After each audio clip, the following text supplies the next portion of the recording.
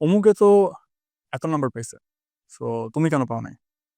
এ ধরনের কোয়েশ্চেনগুলো তোমরা এখন অনেক শুনতে পারবা, যেহেতু মডেলটা শুরু হতে যাচ্ছে।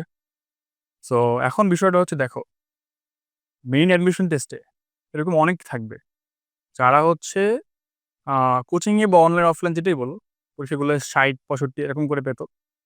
মেইন এক্সামে দেখবা সে চান্স পেয়ে গেছে।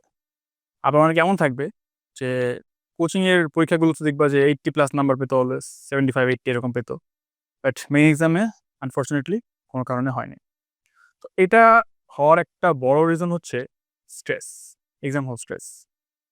তুমি যদি মেইন পরীক্ষায় এরকম মনে করো, কোনো ভুল করার কারণে বা কোনো অনাকাঙ্ক্ষিত ঘটনা হওয়ার কারণে তুমি যদি মনে করো যে আমার আম্মু কি বলবে, আব্বু কি বলবে, গার্লফ্রেন্ড ছেড়ে চলে যাবে, ঠিক আছে, এই ধরনের চিন্তা ভাবনা তুমি যদি এক্সাম হলে করো, তাহলে তোমার এক্সাম কিন্তু ওইখানেই শেষ।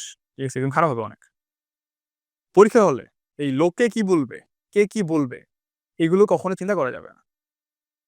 এখন যে তোমাদের এক্সামগুলো হবে মডেল টেস্টের, তো এখান থেকে তুমি একটা কাজ করবা, তুমি হচ্ছে বের করার চেষ্টা করবা যে আমার এক্সামে কি কি ভুল হচ্ছে, কোন কোন টপিক থেকে প্রশ্ন আসে তুমি পারো না, সেই টপিকগুলো মার্ক করবা, টপিকগুলো আলাদা করবা, যেখান থেকে সেখান থেকে কোশ্চেন আসলে আমি পারি না। তুমি যদি এভাবে টপিক আলাদা করে সেগুলো পড়ে ফেলতে পারো, তুমি দেখবা যে তোমার নাম্বার, ধরো আগে ধরো তুমি 60-65 এরকম পেতা, 10-15 একটা লিড পাবে। তুমি দেখবে যে হঠাৎ করে 60 থেকে নাম্বার 75 হয়ে গেছে। ঠিক আছে, কেন হবে? তুমি টপিকগুলো বের করতে পারছো, কোনগুলো তোমার পড়া হয়নি।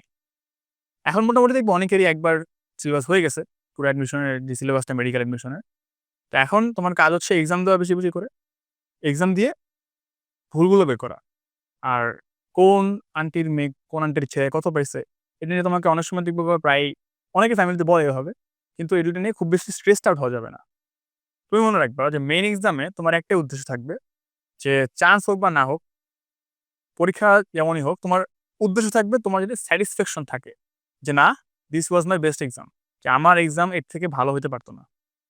ঠিক আছে, তোমার যদি এমন মনে না হয় যে কিছু জিনিস আমি পারতাম, কিন্তু স্ট্রেসের কারণে, ভয়ের কারণে আমি এটা ওই সময় মাথায় আসেনি, এটা যাতে না হয়। তোমার যদি স্যাটিসফ্যাকশন থাকে না যে আমি যা পারতাম, আমার এক্সামটা ওরকমই হয়েছে, ঠিক আছে, এটা হচ্ছে তোমার মেন উদ্দেশ্য, যে তোমার যাতে পরে কখনো রিগ্রেট না হয়।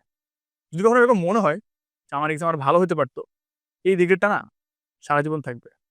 সো এক্সাম হলে স্ট্রেস নেওয়া যাবে না, কোনো স্ট্রেস নেওয়া যাবে না, কনফিডেন্ট থাকতে হবে, তুমি যা পারো তাই ডেলিভারি করে দিয়ে আসতে হবে। Best of luck.